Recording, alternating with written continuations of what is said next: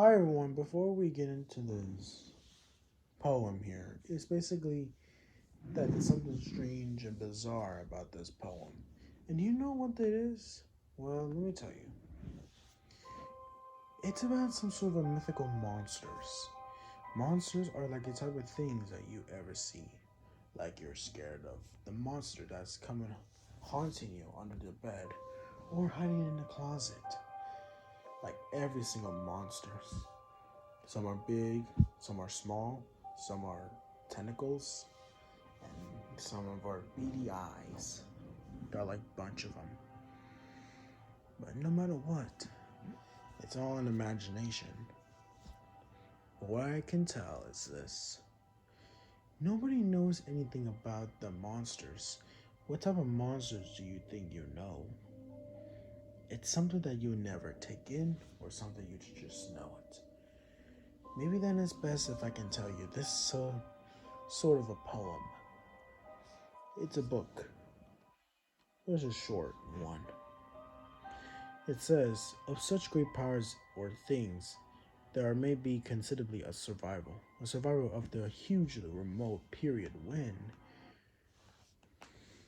consciousness was manifested, perhaps in shapes and forms long since within before the tide of advancing humanity, forms of which poetry and legend alone have caught a flying memory and call them gods, monsters, mythical beings of all sorts and kinds. This poem is basically held in by Algernon Blackwood. People don't know about this poet, but what I do know is one of the director who made this. Apparently, he's a writer. He knows about this some sort of strange and technology about this book. So let me tell you this. This story is called. It's something that you take in a little more strange. But I can tell you this.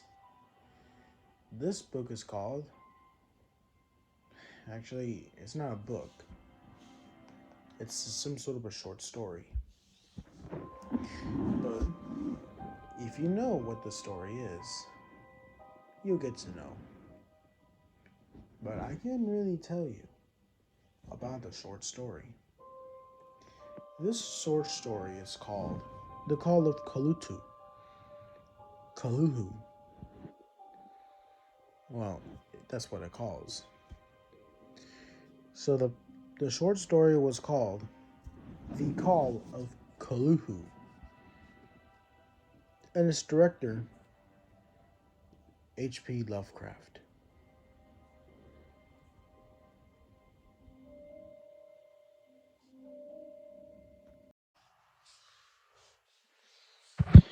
The most powerful thing in the world, I think, is the inability of the human mind to tolerate all its contexts.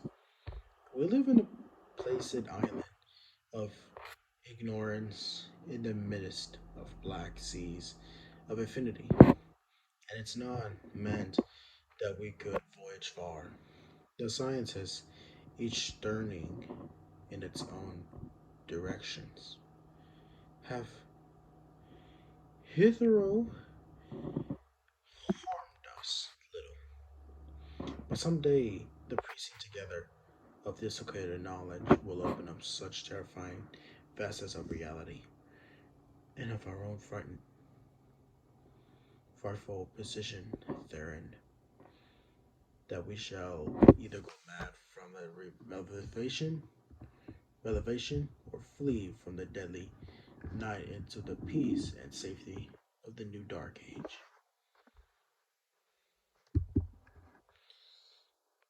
Therapists have guessed at the awesome grandeur of the cosmic cycle, where in our world and human race in transit incidents, they have hinted at strange survivals in terms which would freeze the blood if not masked by a bland optimism. But it is not from them that there are came, but there came the single glimpse of forbidden aeons,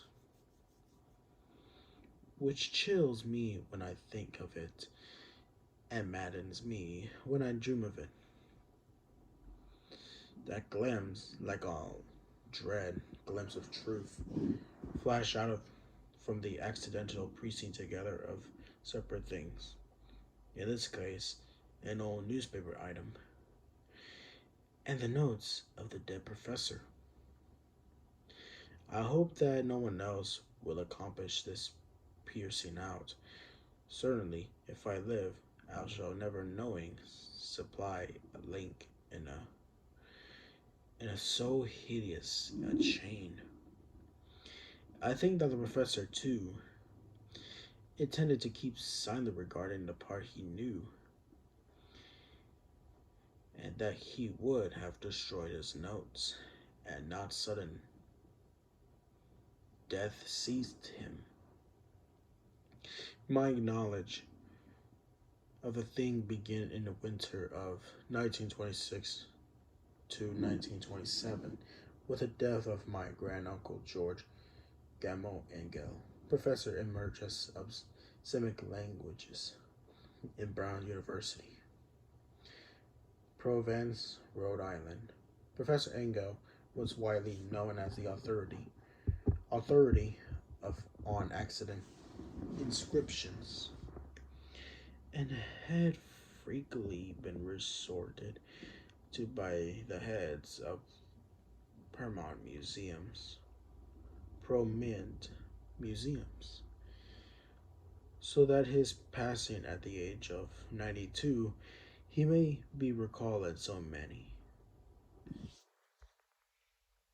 Locally interested has in, intervested, intervested by the obscurity of, of the cause of the death.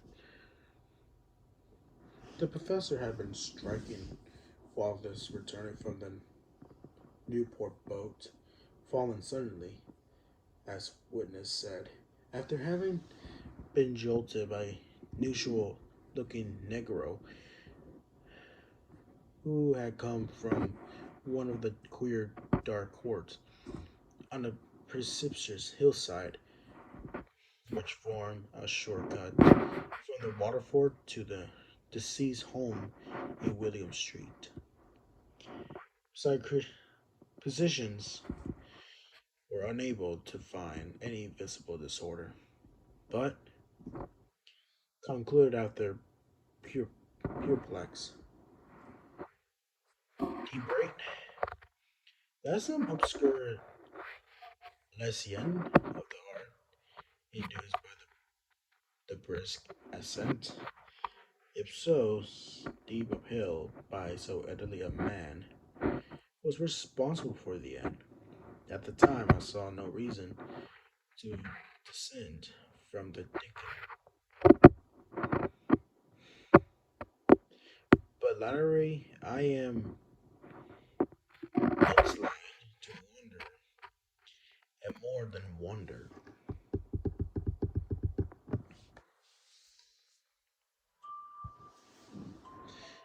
As my granduncle's heir and executor, for he died a childless windrower, I was expected to go over his papers with some thoroughness, and for that purpose move his entire set of files and boxes to my quarters in Boston.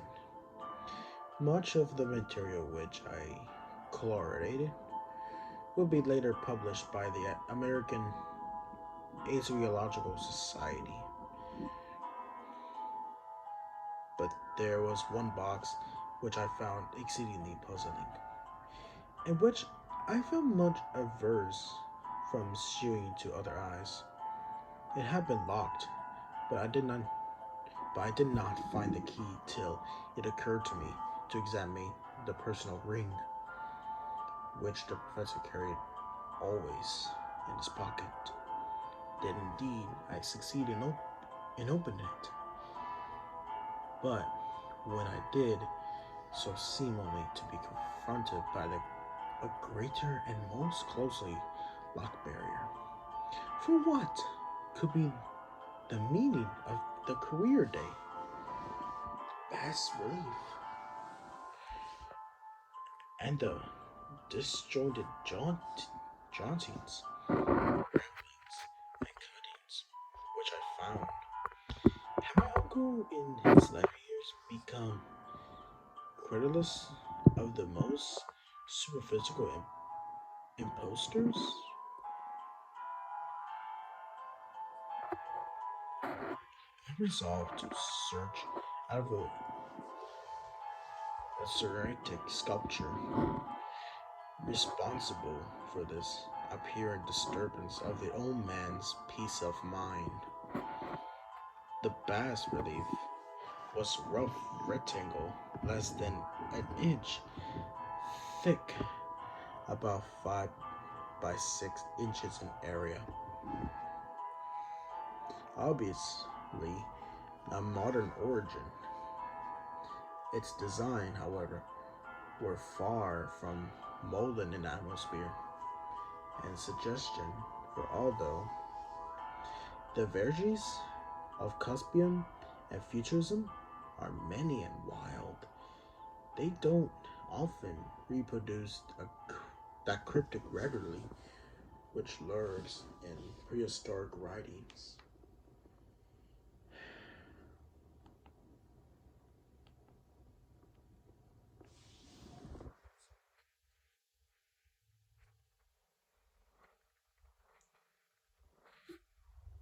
And writings of some kind of a bunk of these designs seems certainly to be, though, my memory, despite such familiarity with the papers and collections of my uncles, failed in any way to identify this particular species, or even to hint at its remotest elevations. Above those appearance, Herjolly physics was a figure of evidently practical intent, though its imprecision execution formidable, a very clear idea of its nature. It seems to be some sort of a monster, or a syllable representing a monster of a form which only a deceased fantasy could conceive.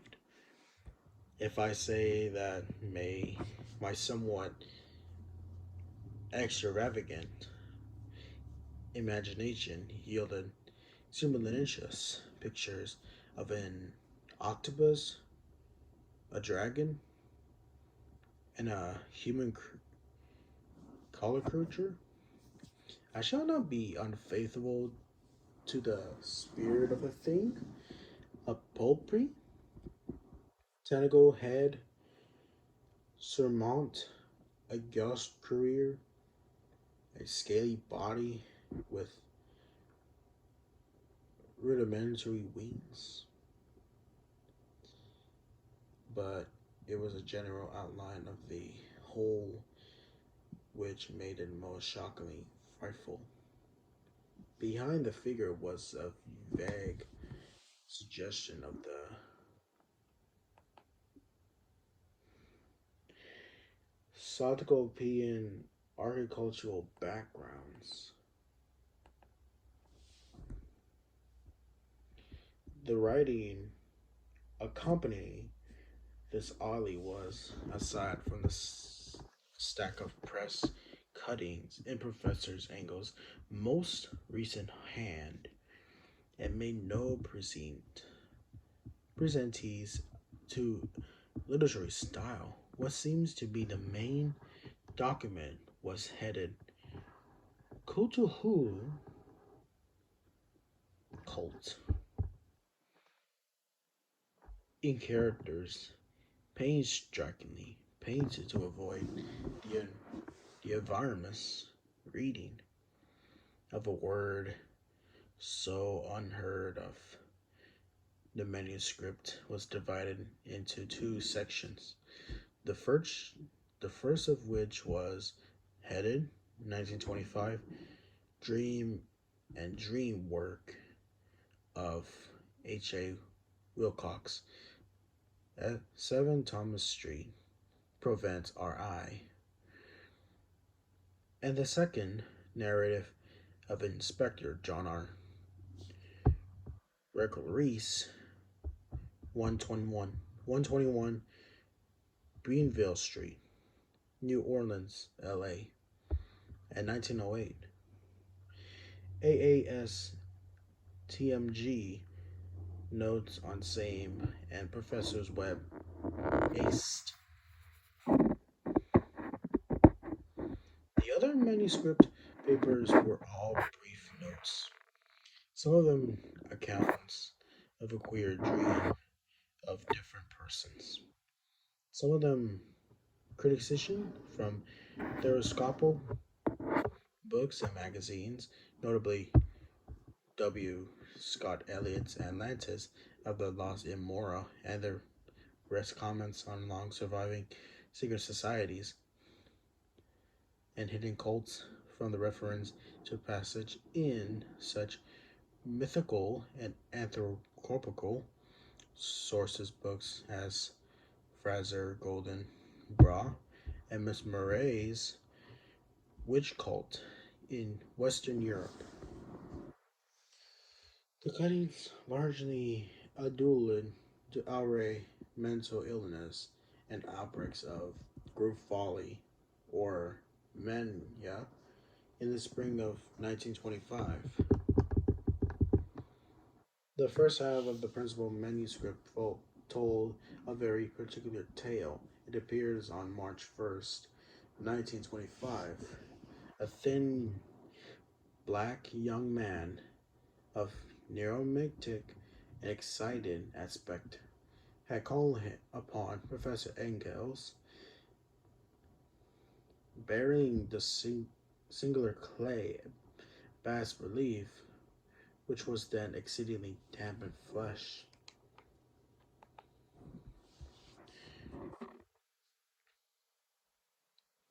Which was then exceedingly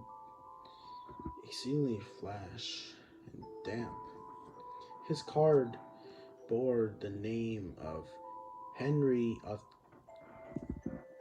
Anthony Wilcox, and my uncle had recognized him as the youngest son of the excellent family silently known to him, who had literally been studying sculptures at the Rhode Island Schools of Design and living alone at the Fleur de Lis building near the institution.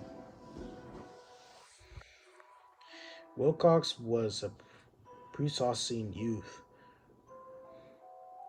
genius, youth of known genius but great eccentricity, and had from childhood excited attention through the stage stories, through the strange stories and odd dreams he was in the habit of relating. He called himself precisely representative, but the standfolk of the accident commercial city dismissed him as merely queer, never mingling with his kind, never mingling much with his kind. He had dropped gradually from social visibility and was now known only to a small group of assesses from other towns, even a Provence art club, anxious to preserve its conservatism, and had found him quite hopeless.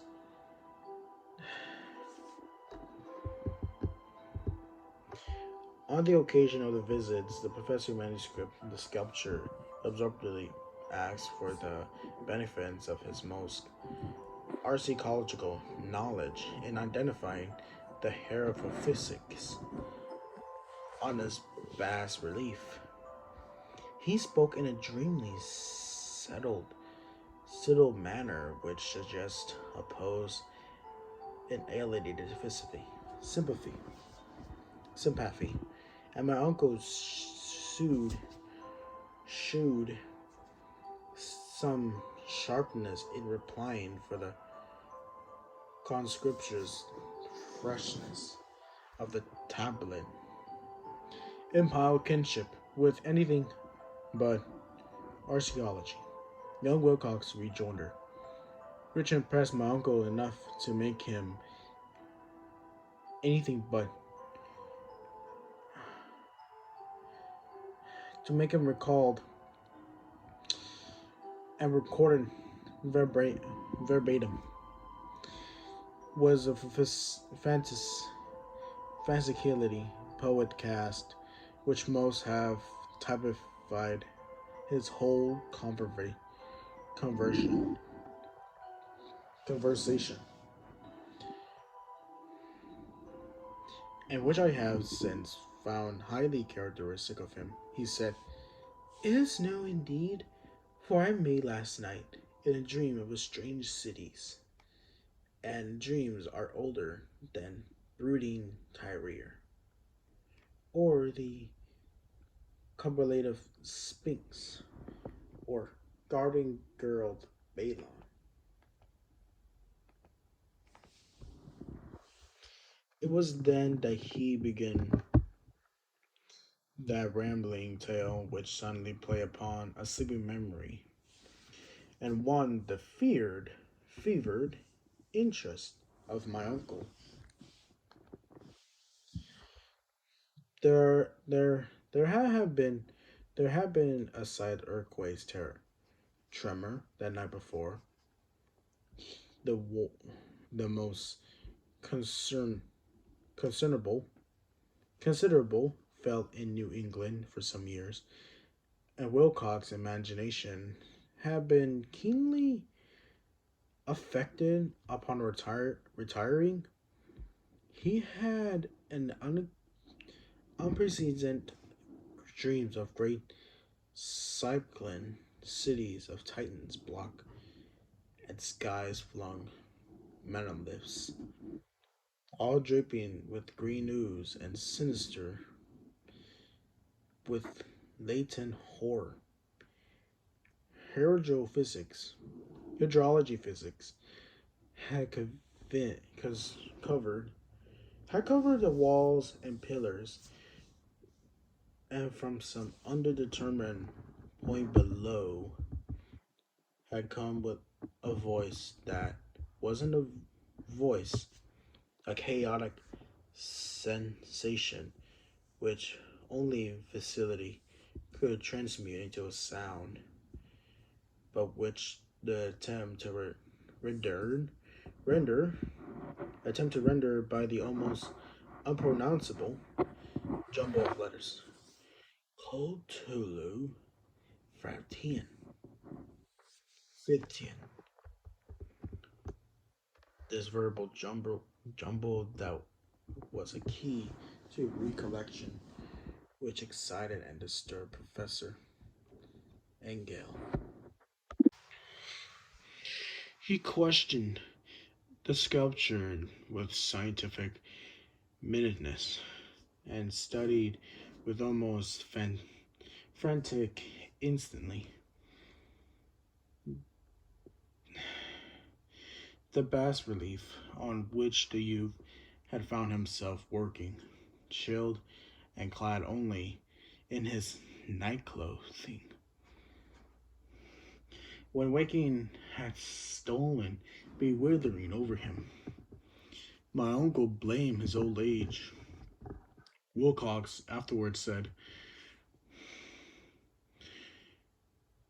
for his slowness in recognizing both hydrology physics and pictorial design, many of his questions seemed highly out of place to his visitor, especially those which tried to connect the letter which strange cults are or societies. And Wilcox couldn't understand the repeated promises of silence which he was offered in exchange for the admissions of membership in some widespread mythical or paganly religious body.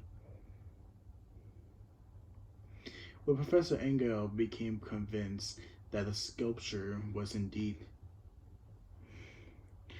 ignorant of any code or system,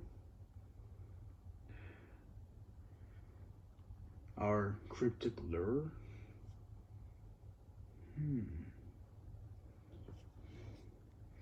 he bezagged his visitor with demands for future reports of dreams. This bare regular fruit, for after the first interview, the manuscript records daily calls of the young man, during which he related startling fragments of non-traditional imaginary, non-liturgical imagery, whose burden was always some terrible cyclopean visa of dark and dripping stone, with a subterranean voice or intelligent shouting.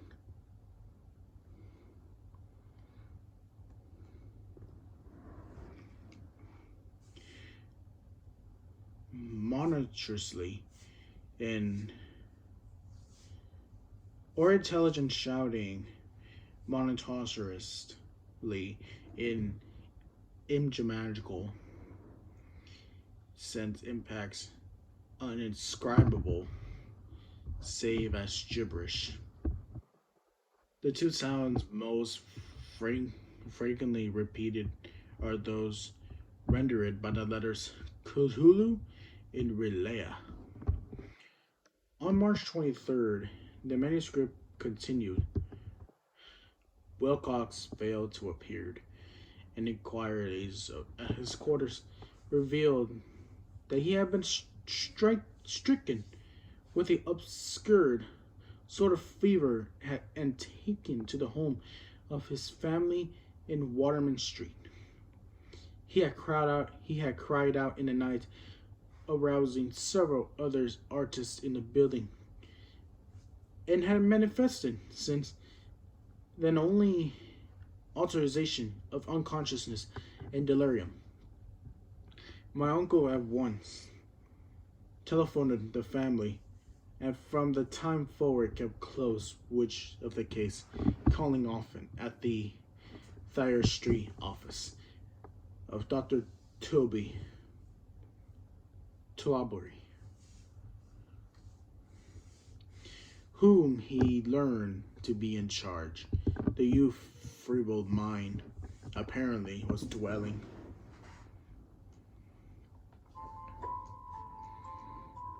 on strange things, and the doctor shuddered now and then as he spoke of them.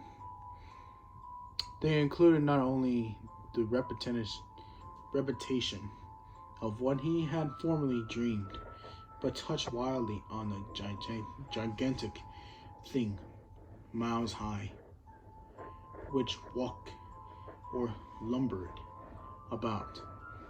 He had no time fully describe this object, but occasional frantic words, as repeated by Dr. Toby, convinced the professor that it must be identical with a nameless monstrosity he had sought to depict in his dream sculpture. References to this object. References to this object, the doctor added, the invariably a prelude to the young man's subsidence into lethargy. His temperature, oddly enough, was not greatly above normal, but his whole conditions was otherwise such as to suggest true fever rather than the mental disorder. On April 2nd, at about 3 p.m., every trace of Wilcox' manderly sunny creased. He sat upright in bed, astonished to find himself at home and completely ignorant of what had happened in a dream or reality since the night of March 22nd, pronounced well by his physician. physician. He returned to his quarters in 3 days, but to Professor Engel he was no further assistant. All trace of a strange dreaming and had vanished with his recovery, and my uncle kept no record of his night thoughts. After a week of pointlessness, After a week of pointless, irrelevant accounts of thoroughly usual visions, here's the first part of the manuscript ended, but the references to certain of the scattered notes give me much matter for thoughts. So much, in fact, that only the ingrided skepticism then foreseeing my fellow Fissy can account for my continued distrust of the artist.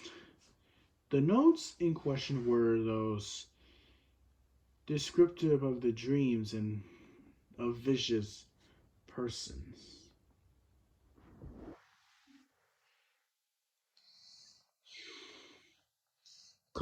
Converting had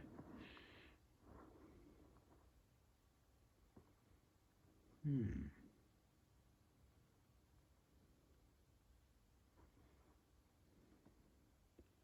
converting the same period, those descriptions for my continued distrust of the artist.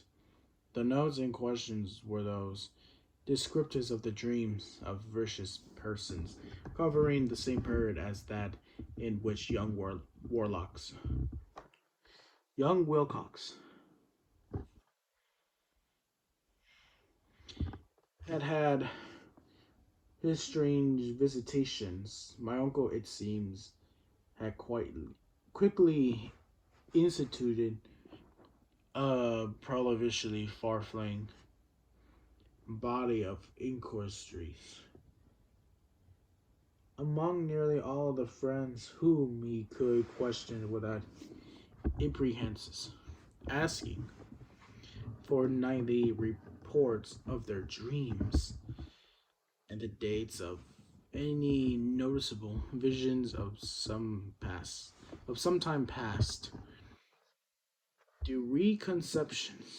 receptions for of his requested seems to have been varied, but he must at very least have received more responses than any ordinary man could have handled without us secretly.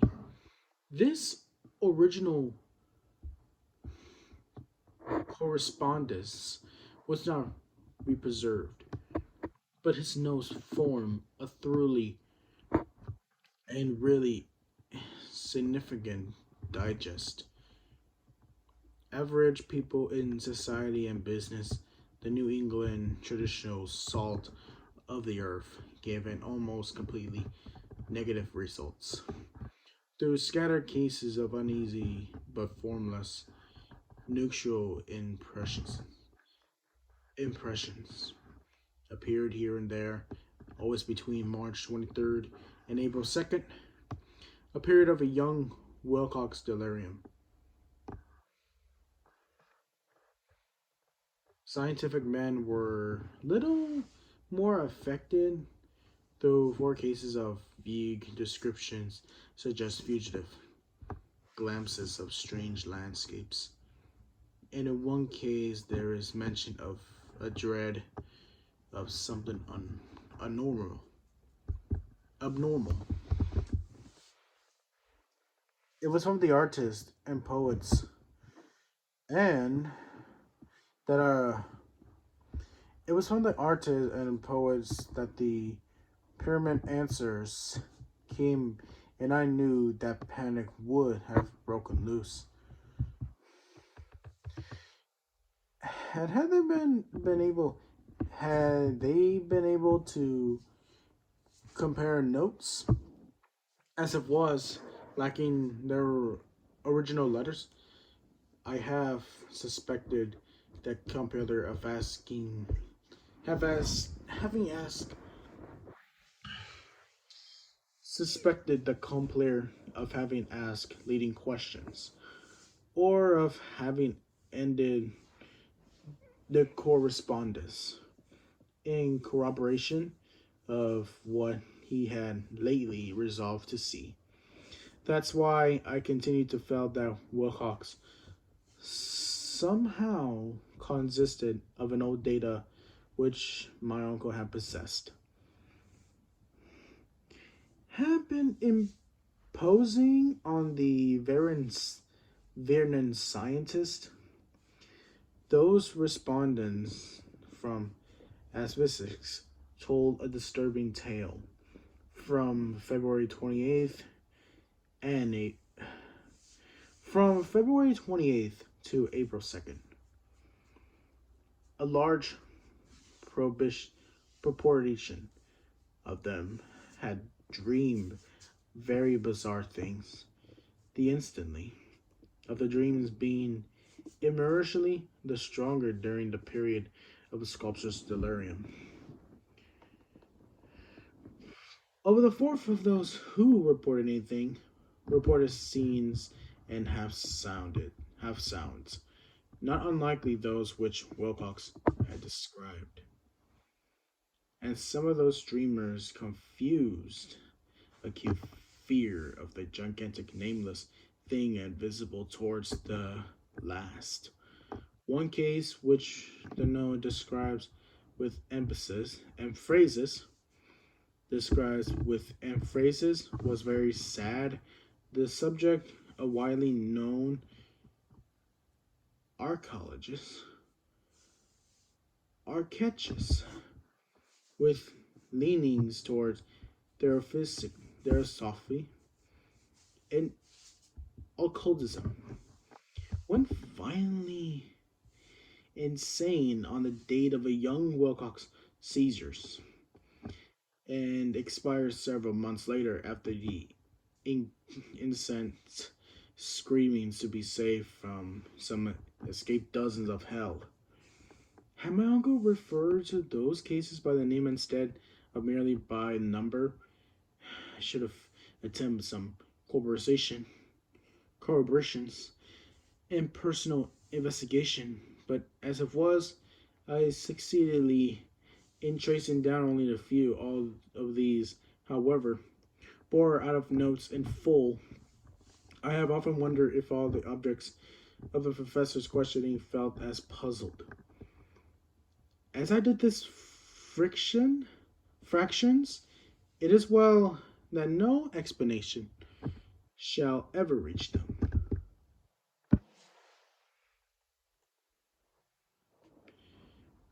The press cuttings, as I have enamored, trudge on cases of panic, mania, unconsciousity.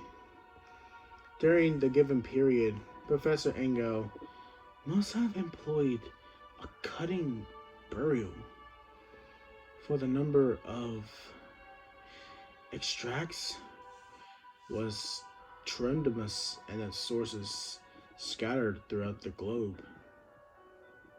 Here was a nocturnal suicide in London, where a lone sleeper had leaped from the window after a shocking cry, Here, likewise, a rambling letter to the editor of a paper in South America, where the frantic deduce a dire future of from visions from visions he has seen.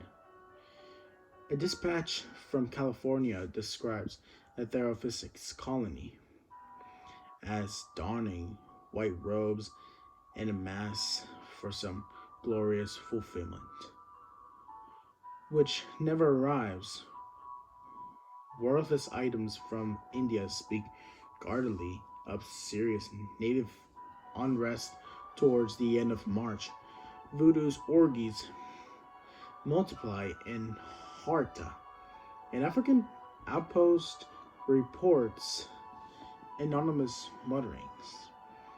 American officers in ability to find certain tribes bothersome at this time. A New York policeman were mobbed by hyposterical Levantines on the night of March 22nd and March 23rd.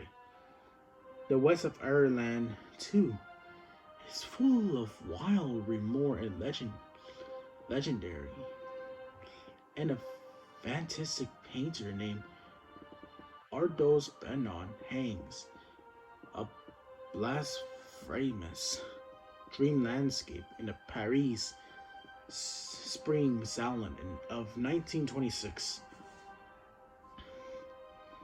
And so numerous are the record troubles of the insane asylum that only a miracle can have stopped a medical veterinary from nothing strange parallelisms.